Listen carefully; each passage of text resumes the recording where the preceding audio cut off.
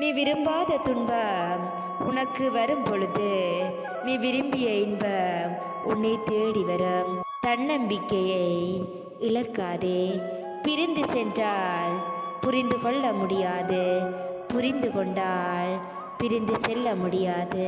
அதுதான் உண்மையான அன்பு. என்ன நடந்தாலும் ஏற்றுக்கொள்ள தயார் என்று உன் பயணத்தை தொடங்கு. அப்போதுதான் வாய்ப்புகள் உன்னை தேடி வரும். நமக்கானவர்கள் என்று யாரையும் எண்ணாதீர்கள்.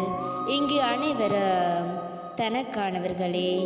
அவரவர் தேவைக்கு ஏற்றால் போல் நம்மை பயன்படுத்தி கொள்வதை தான் நாம் பாசமென்று தவறாக புரிந்து கொள்கின்றோம். நாம் இன்று இப்படி இருப்பதற்கு நாமே பொறுப்பு. இனி எப்படி இருக்க வேண்டும் என்று விரும்புகின்றோமோ அப்படி மாறுவதற்கான ஆற்றலும் நம்மிடம் புதைந்துள்ளது.